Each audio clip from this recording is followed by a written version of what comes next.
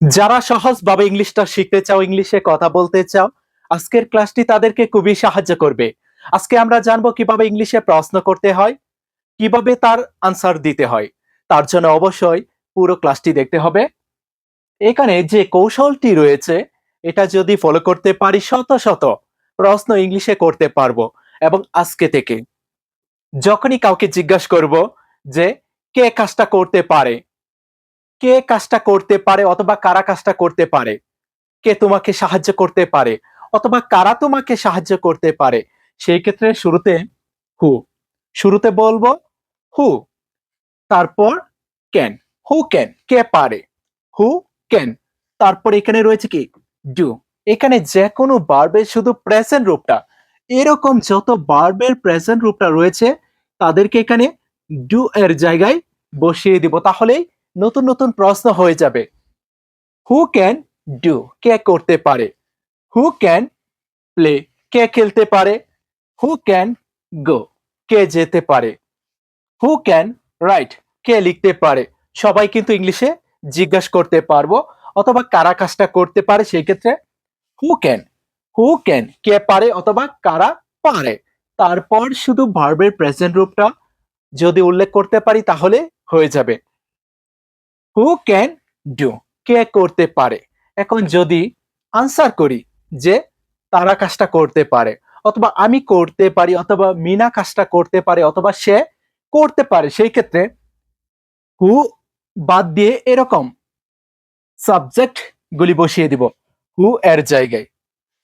Who can do, কে করতে পারে, হি ক্যান ডু, সে করতে পারে, উই ক্যান ডু, আমরা করতে পারি, দে ক্যান ডু, তারা করতে পারে, মিনা ক্যান ডু, মিনা করতে পারে, আই ক্যান ডু, আমি করতে পারি। সবাই কিন্তু পারবো। ক্লিয়ার?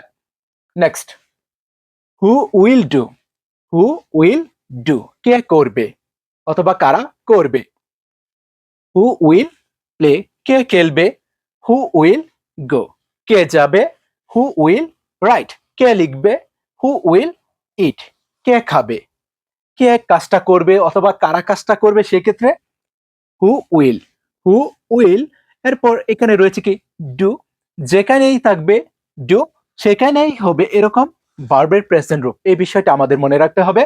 যেখানে ডু সেখানে এরকম ভার্ব এর মূল রূপগুলি বসিয়ে দিব, তাহলে হবে হু উইল ডু, কে করবে অথবা কারা করবে জিজ্ঞাসা করা হলো, অথবা হু উইল প্লে, কে খেলবে অথবা কারা খেলবে। সেই ক্ষেত্রে যদি আনসার করতে চাই, হুটাকে বাদ দিয়ে যে কাজটা করবে, যে খেলবে, যারা কাজটা করবে তাদেরকে হু এর জায়গায় বলবো, তাহলেই হবে হু উইল ডু, কে করবে অথবা কারা করবে, হি উইল ডু, সে করবে, উই উইল ডু, আমরা করব, দে উইল ডু, তারা করবে, মিনা উইল ডু, মিনা করবে, আই উইল ডু, আমি করব। সবাই পারবো। ক্লিয়ার?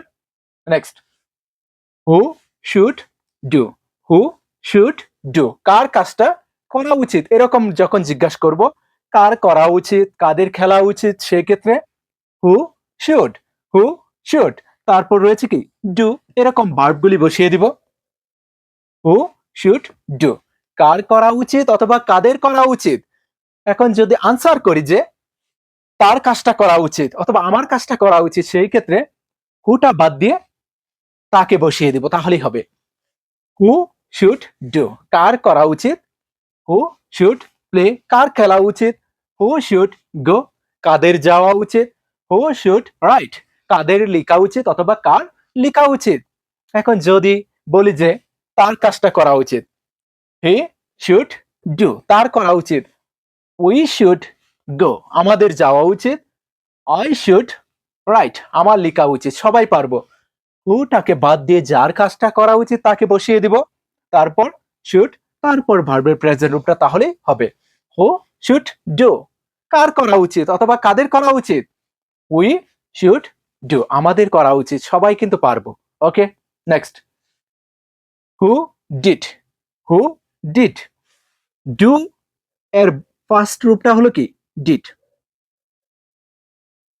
এরকম যত ভার্বের প্রেজেন্ট রূপ রয়েছে তাদের ফার্স্ট রূপটা শুধু এখানে ডিড এর জায়গায় বসিয়ে দিব, তাহলেই হবে এরকম যত ভার্বের প্রেজেন্ট রূপ রয়েছে তাদের ফার্স্ট রূপটা শুধু এখানে ডিড এর জায়গায় বলবো, তাহলেই হবে হু ডিড, কে করেছিল অথবা কারা করেছিল। হু ওয়েন্ট, কে গিয়েছিল অথবা কারা গিয়েছিল। হু প্লেড, কে খেলেছিল অথবা কারা খেলেছিল।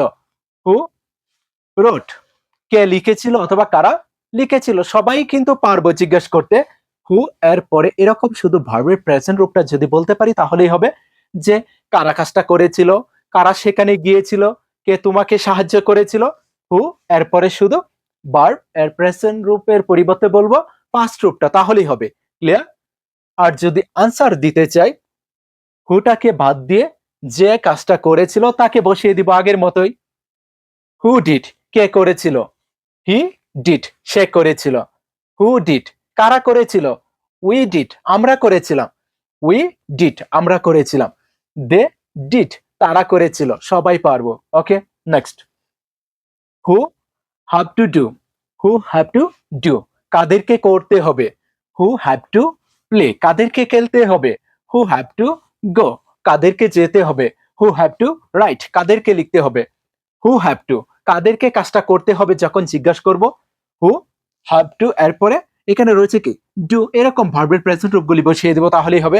যদি জিজ্ঞাসা করি কাকে করতে হবে, কাকে যেতে হবে, সেই ক্ষেত্রে হ্যাভ এর পরিবর্তে হবে কি হ্যাজ। এই বিষয়টা আমাদের মনে রাখতে হবে। হু হ্যাজ টু ডু, কাকে করতে হবে। হু হ্যাজ টু প্লে, কাকে খেলতে হবে। হু হ্যাজ টু রাইট, কাকে লিখতে হবে। ক্লিয়ার? এখন যদি বলি যে তাদেরকে করতে হবে, হু এর জায়গায় হবে কি দে। দে হ্যাভ টু ডু, তাদেরকে করতে হবে। আমাকে করতে হবে, আই হ্যাভ টু ডু, আমাকে করতে হবে। হি হ্যাজ টু ডু, তাকে করতে হবে। মিনা হ্যাজ টু ডু, মিনাকে করতে হবে। সবাই পারবো। Clear? Next. Who wanted to do, who wanted to do, কে করতে চেয়েছিল অথবা কারা করতে চেয়েছিল। আগের মতো এখানে ওয়ান্টেড ডিড এরকম সেম। হু ডিড, কে করেছিল অথবা কারা করেছিল। হু ওয়ান্টেড, কে চেয়েছিল অথবা কারা চেয়েছিল টু ডু, করতে। হু ওয়ান্টেড টু ডু, কে করতে চেয়েছিল অথবা কারা করতে চেয়েছিল। হু ওয়ান্টেড টু প্লে, কারা খেলতে চেয়েছিল অথবা কে খেলতে চেয়েছিল।